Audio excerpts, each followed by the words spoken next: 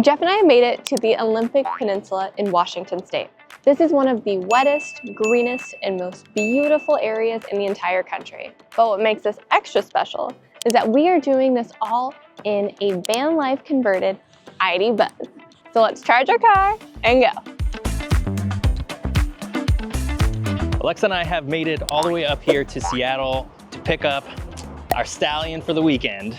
This ID Buzz van life conversion van, care of our friends here at Peace Vans up in Seattle. And oh boy, are we really excited to get this thing up to the Olympic Peninsula because it's going to be really, really cool. I can't even believe that we're allowed to do this right now. This thing, of course, is brand new. We are gonna give you guys a very full tour a little bit later. But right now, we need to finish packing it up so that we can then hit the road because we still have about 3 hours until we get to our campground for the night. And just a little bit more about Peace Vans before we actually do hit the road. In case any of you guys want to do something like this, rent this guy right here, or rent one of their many other vans, or have a van life conversion of your own. These guys do fantastic work. We're gonna leave a link in the description below. Please go check them out because, again, as you're going to find out, this is a really, really cool van.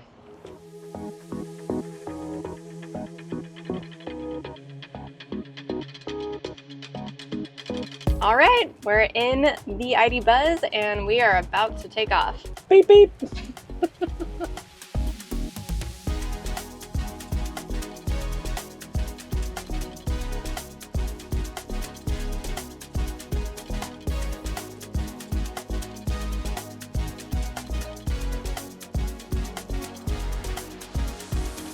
All right, we've been driving about an hour and a half or so to Olympic National Park, and this bus is awesome. There are so many little things. I can't wait to give a full tour, but just two quick things as a passenger. First, if you look above me, you can see the sky. It's almost the length of the entire van, so that's really cool to see. But my favorite feature that I wish my car had is both the driver's chair and the passenger's chair have massage chairs in them. I love a massage chair, so let's try it. Okay, I'm not feeling anything. Let's try this again. There it is. It's subtle, but it feels good. Oh yeah, that's the stuff.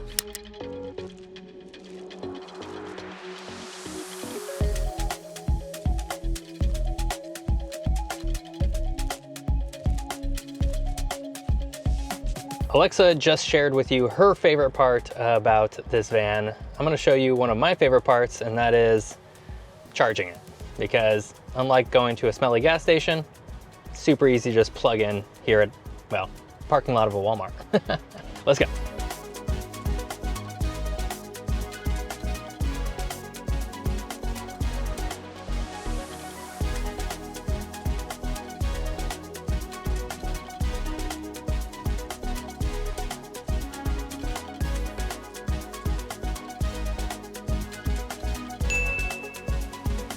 And just like that, it's charging. It's at 31%.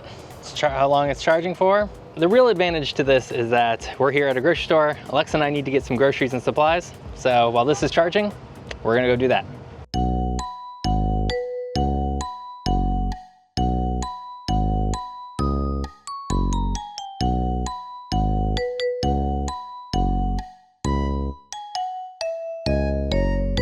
And with that, just a little bit of charging, a little bit of grocery shopping, Alexa and I are on our way to the Olympic National Park. Right now, before we even go to our campground. So let's hit the road.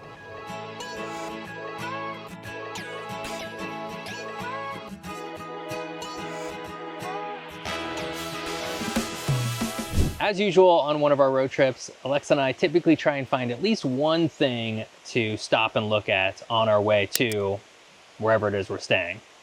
In this case, it was a waterfall that was on Google Maps. It's literally right off the side of the road. But it's very pretty, so let's go check it out.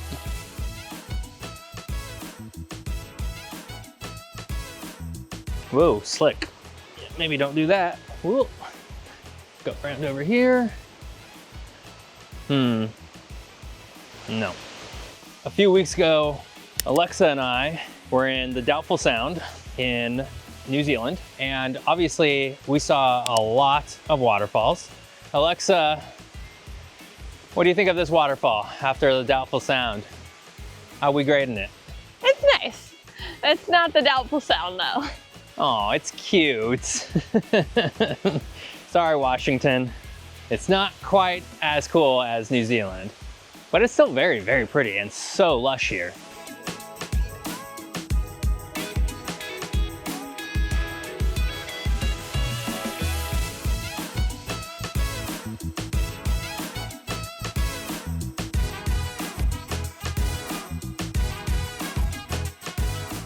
All right, now we can finally see the waterfall after a little bit of a climb.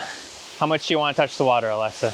I'm pretty cold right now, so not very much. I want to touch it so bad. I want to touch it.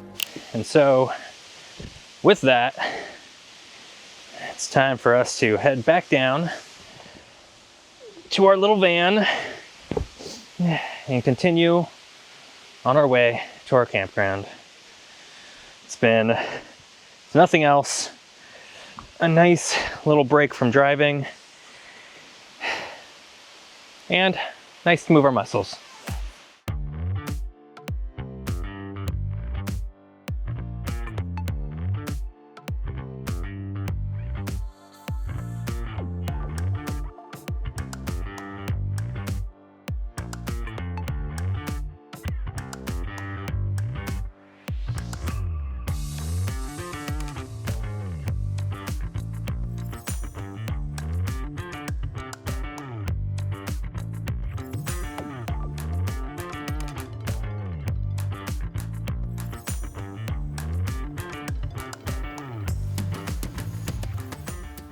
Alexa and I have made it to our home for the next 2 nights. This very lovely campground right on the ocean, which we're gonna show you in a second.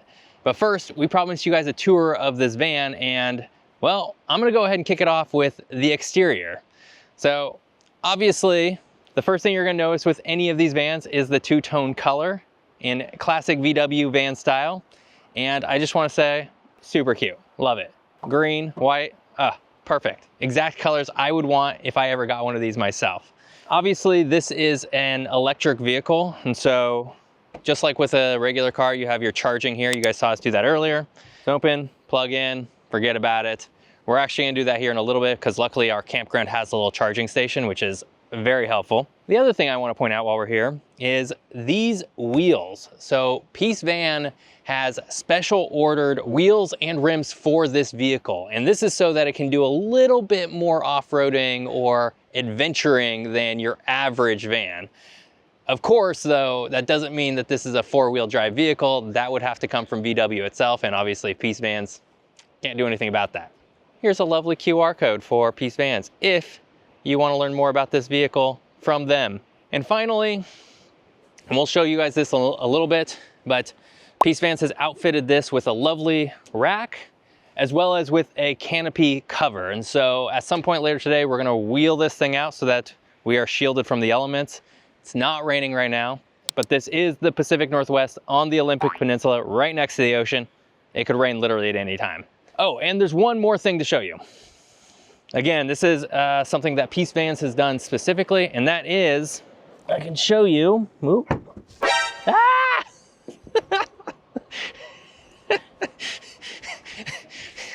That wasn't supposed to happen. There is a, I'm not touching it. Again? Seriously? I'm back, baby.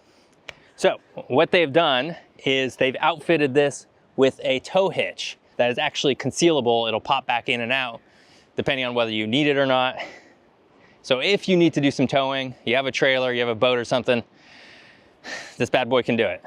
I'm not going to get back down there because it will open up on me. Ah!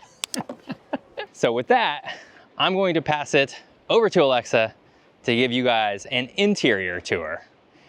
Hopefully nothing knocks her over.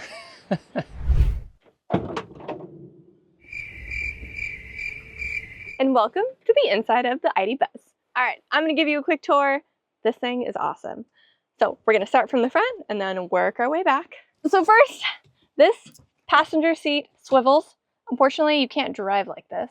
This provides ample seating. I will say when it is swiveled around and we're driving around, it is so comfortable. And as I mentioned earlier, there is a massage function here.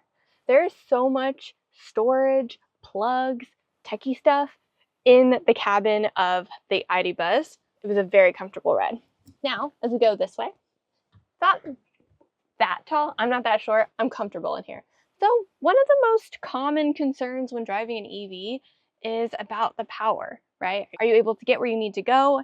And in the case of a converted van, are you able to power all the things that you need to power? These fans have thought of it all, and that's really not an issue here. So right here is an extra battery. On our phones, we have an app that we can see how charged up the battery is, but it powers all of this stuff. There's even like a USB port. It's great. And it's hidden. As with all van life vans, everything has to have a purpose. In here is ample storage, great little amenities kits, coffee cups, everything you need in here. All right, now is where it gets really cool. So you might be looking and wondering, how do you cook anything in here? Well, if you go right here, there is actually an induction stovetop. And so normally you would have to put a pot on and you press a button to turn it on. With the app connected to this, you can actually turn on the induction stove. One less thing to worry about. So move right here, a fridge to fill all the grocery needs that you have. And now right here, when you need to wash your plates or whatever you need, here we go. So there's filtered water in here. You just click this little button and there you go. I'm not gonna keep it running because we wanna use that water later. And while you're cooking, if you're in a beautiful area like we are, you can open this door, get a beautiful view of the ocean and the trees. And if you're tall enough, I don't know if this would work for me, you can even stand here and be chopping, washing stuff. It's great. All right, now we move to this side. So under here we have storage. These fans does not supply your hiking boots, these are mine. Got that on both sides. More storage in here. Other things you need like paper towels, camping gear. Right here, this is all of the covers for the windows. Now these comfortable chairs actually fold out into one big bed or two little individual beds. But they're not just beds. First, you have this little lounging section. And there you can read a book, play on your phone, whatever you need. But ready for bed, it goes further back. But you don't have to put them out at the same time, but you can. The storage goes all the way out right here. What's also nice is there's ample lighting. Now when it is time for dinner and you want to sit inside the van, not sit outside, or if you're working or whatever you're doing, got this actually pretty sturdy little table. And last but not least, there are some lights. Got above right here. Do this one. Got lights underneath. Also have the Peace Fans logo right here. I can't wait to spend the next 2 nights in here. All right, 2 more things before we end this tour. Technically, you really wanted to? I don't know if I'd recommend sitting here. All right, so right here is perfect for storage. We put all of our clothing, our bags, all that stuff here. Once again, more storage, like keep the charging bag right in there for the charger, mat, all that good stuff. We've got chairs, more storage. It's gonna be a tight squeeze, but if you follow me, one more table. One more table, so if you wanna stand around, you wanna put a drink here, or if you're cooking and you wanna put some food items on here, this is perfect. All right, that's been the tour of the ID Buzz, converted into the most awesome van life van. If you're interested in learning more, check out Peace Fans. We have a link in the description below. With that, we're gonna get comfy.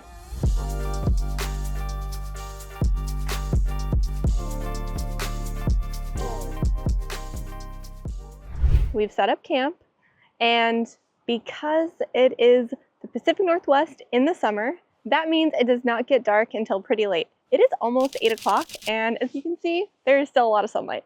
So we're gonna show you the campground that we're at, and then come back and make some dinner and call it a night. But first, our camp spot is amazing. You gotta see this view. Right here, just a few steps away, is a beautiful estuary. Got forest, and then we can hear the ocean from here. I cannot wait to go to bed tonight and hopefully hear the sounds of the ocean. All right, let's do a quick tour of the rest of the campsite.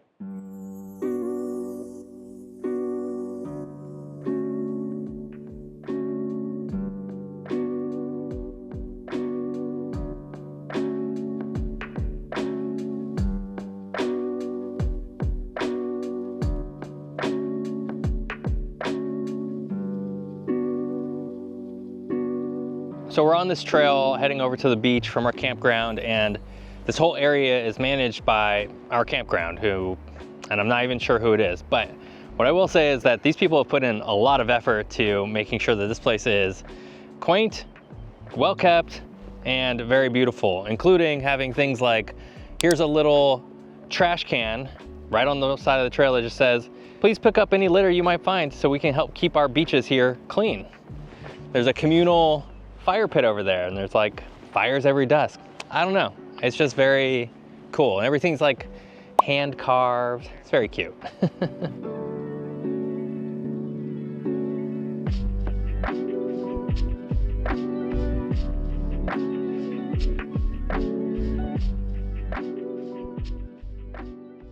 This is very beautiful, but at least in Oregon we have sand beaches, not rock beaches. Some really good skipping rocks though. Just, if it wasn't the ocean, you know? Nope. That was like an 8 skipper. The trick is finding the placid waters.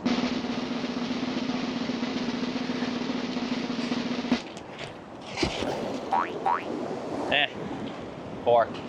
Well, with that, Alexa and I have to go make some dinner. So we'll see you back up at camp. As Alexa starts to pull things out to get ready for dinner, which I will help her. Sure, Jan. I'm gonna go ahead and plug in our little ID Buzz so they can charge overnight. And I know some of you might have some questions. I'm just gonna plug in down here if you guys wanna see. Boop, plugged in. Have some questions over the range of this guy. I think Volkswagen says it gets somewhere around 240 miles per charge. Full disclosure, I'm a big EV guy. I happen to like EVs. I think they're really fun to drive. I will say all EV mileage is highly dependent on where you're at, what the temperature is, where you're going, and how you're driving it. And so we'll have to come here with about 200 miles of range. We did end up stopping and charging a little bit. Overall though, it got us here just fine. And the fact that we can just charge overnight makes this so much easier. I think this is a real winner of a van, if I'm being honest. I love it. A few moments later. Slight change of plans. We ended up talking to our neighbors here at the camp a little longer than we expected, and now we are tired. We have some leftovers that we're just gonna chow down on, and then we're probably just gonna hit the bed. It's been a really long day for us, driving from Portland to Seattle and now to the Olympic Peninsula, as you can imagine. Very exhausting, so we're just gonna go ahead and get that process started, and we'll see you guys in the morning. Good night.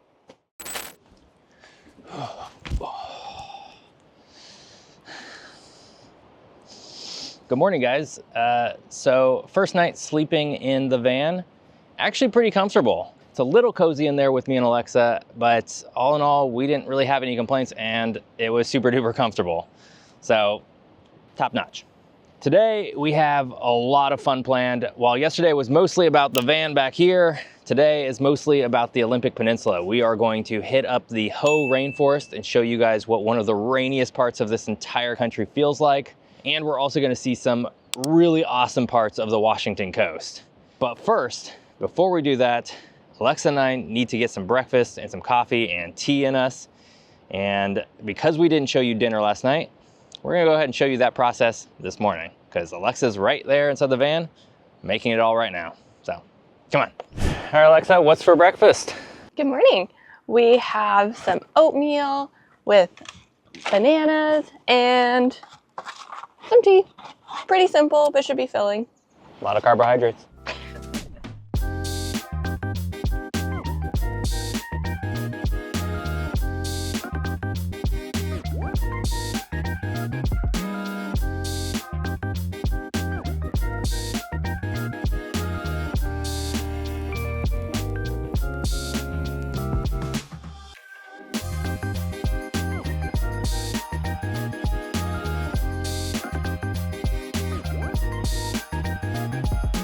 Breakfast is now served, and I just can't gush enough about how good this looks. Oatmeal, bananas.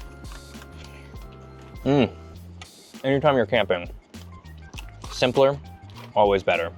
Got my tea. I don't need something elaborate, just something nice, yummy, and filling. And most importantly, warm. Because it's always chilly in the morning when you're camping, even if you're van life camping. Delicious. Before I dig into mine, I'm adding some trail mix, so some nuts and dried cranberries just to add a little extra to my oatmeal. And now the worst part about doing any sort of camping, somebody's got to do these dishes. And that person's going to be me.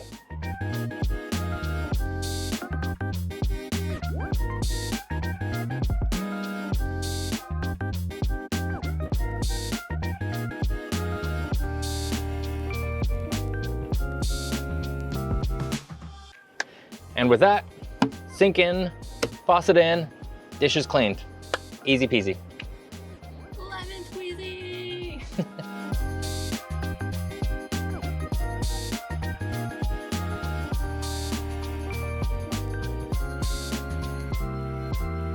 All right, everything's packed up and ready to go.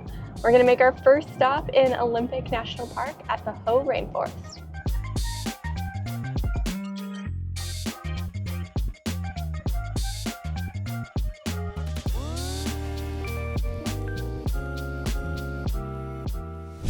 Alexa and I have officially made it to the Hoh Rainforest, woo! And there's a lot of other people here. As it turns out, this is one of the more popular national parks here in the United States. In fact, from what I was just reading, the Hoh Rainforest alone, which is not the entirety of the Olympic National Park, gets about 500,000 visitors every year. And since it's a holiday today, we got in for free. And I think it just adds to there being a lot more people here. That holiday is Juneteenth, in case you were curious. Yeah.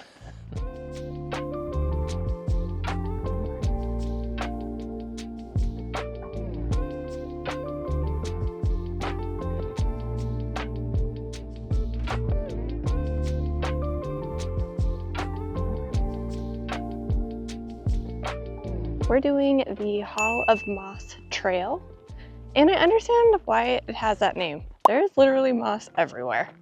A few weeks ago, Alexa and I were in Tasmania, where we saw some huge ferns. These ferns, these are my size ferns. I understand these. It's nice to be home.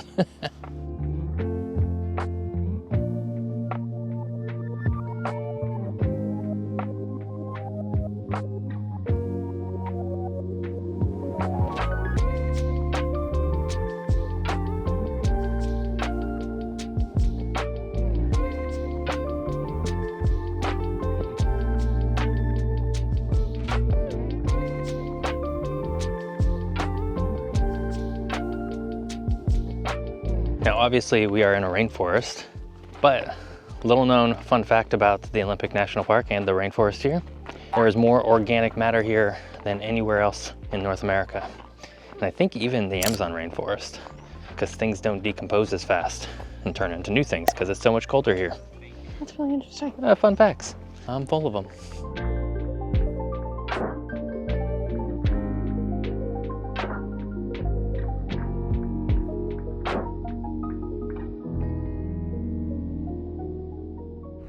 This doesn't really make sense, but for some reason walking through here, it makes me think of like I'm walking through a Dr. Seuss book.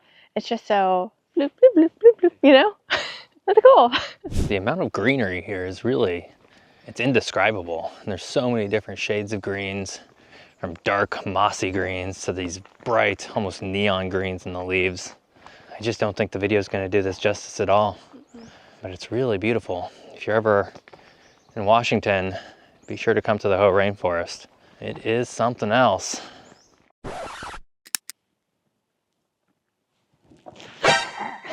Oh my God, you almost gave me a heart attack. It's kind of cozy.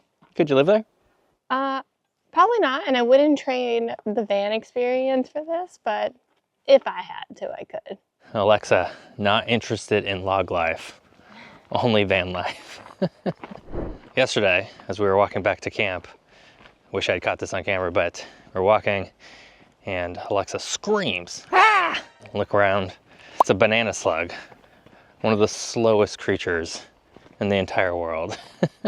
It's just kind of a scary glob that startled me. Anyways, we just saw another one. It was interesting.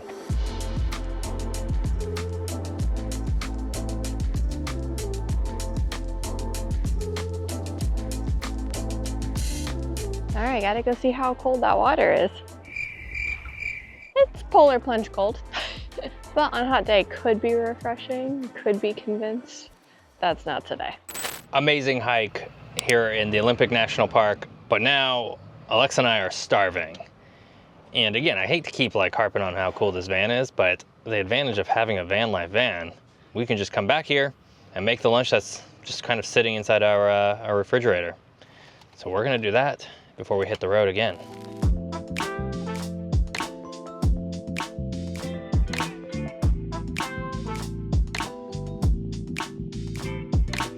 Before we head to the next spot, it's worth mentioning that the Olympic Peninsula is still home to many Native American tribes. Over the decades, these tribes have been able to maintain a foothold on their ancestral lands, something that is quite rare in the United States. And despite the rugged terrain, the indigenous people have lived here for thousands of years. In the 1800s, these tribes had villages spread out all over the Olympic Peninsula. But as European settlers arrived, indigenous life was disrupted. As happened elsewhere, disease was introduced and land ownership largely changed from indigenous hands to incoming settlers. Today, there are 8 official tribes remaining in the Olympic Peninsula, including the Hoh, Jamestown S'Klallam, Lower Elwha Kalam, Makah, Port Gamble S'Klallam, Quileute, Quinault, and Skokomish. These tribes are still dominant in the Olympic Peninsula and continue traditions of their ancestors, including ceremonies to honor salmon returning from the sea, a time-honored tradition that celebrates the circle of life.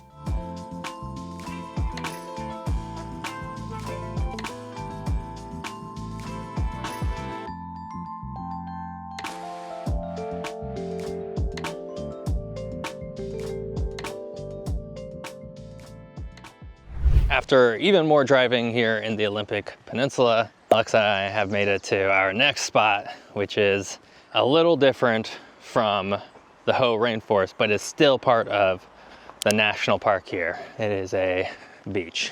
More to that point though, it is a coastal rainforest beach. It's one of the interesting environments here in the Olympic Peninsula that you don't see in many other places in the world.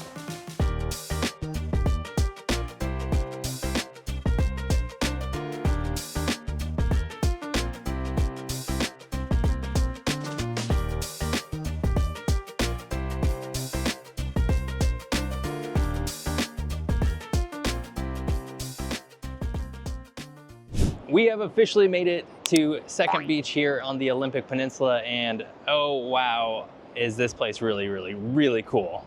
Yeah, it's beautiful. The tides are kind of low right now, so we're gonna be able to explore a lot more of the tide pools.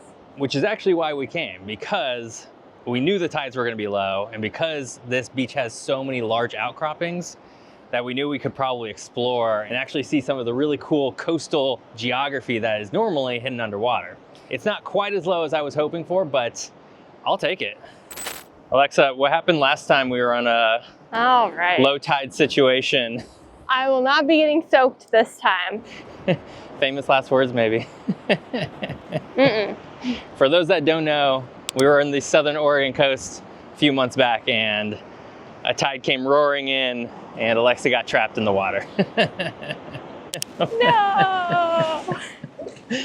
Well, definitely got caught by the tide. As you can see, my jeans are wet to here.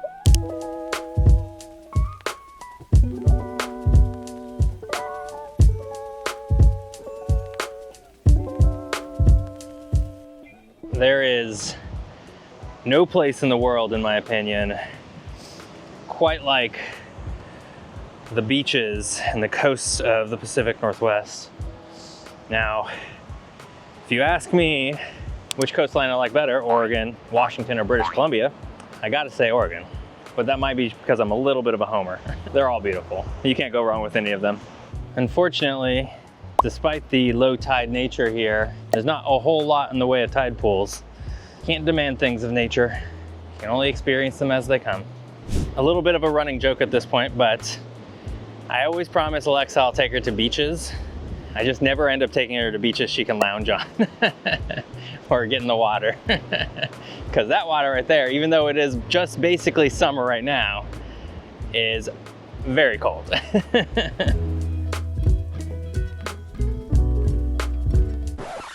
For everybody out here right now, the star of the show is definitely these large outcroppings.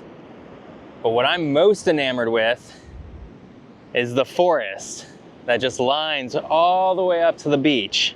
And Alexa. I'm also enamored by Alexa. How sweet. Boyfriend points. I just think it's such a cool geography to see, the contrast. Alexa and I have officially made it back to our campground. And while she gets some dinner and everything ready, I figured, you know, I might as well share some fun geography stuff about the Olympic Peninsula with you guys. So, Olympic National Park is one of the most visited national parks in the entire United States. According to the most recent statistics, almost 3 million people visited the Olympic National Park in 2023. That's a lot of people. Most parks don't hit that amount. But the reason why people come here is because it's such a uniquely incredible area. The Olympic National Park and Peninsula is the rainiest, wettest area in the entire continental United States. That includes Alaska.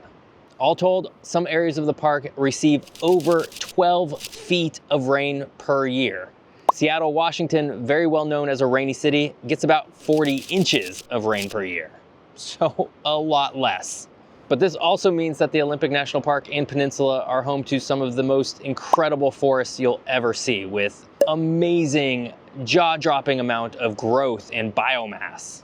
Today, the park is still home to over 570 square miles of old-growth forest, which means this place is very special even by Pacific Northwest standards. And that's why we decided to come here and spend a weekend here. Well, that and because we got the buzz. All right, we're gonna make some dinner, and then we're gonna have a nice campfire and have some wine and just sort of see out the night.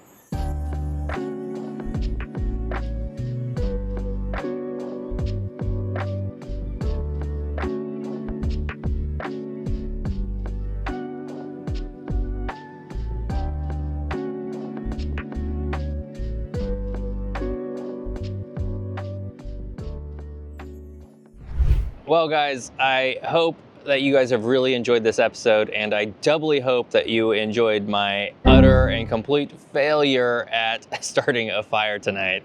I would love to blame wet, moist logs, which they were, but at the end of the day, they could have started on fire had I really known what I was doing. As usual, if you enjoyed this video, please like the video and subscribe. And of course, go over to geolex.substack.com and subscribe over there, where we give extra travel tips about, well, what we really think of the places we visit. Next week, Alexa and I are off to Heidelberg, Germany, mostly because we have a wedding there, but I figure, when in Heidelberg, right? So come back then for another adventure. See you next week. Oh, shoot. Oh my God, I'm falling. Gosh, it's so beautiful. It is so beautiful. Oh God, it's so beautiful. Wow. Look, there's not a whole lot in the way of tide pools. Woo. We've officially made it to second beach here, and in Washington State on the we've made it to the stupid beach, okay?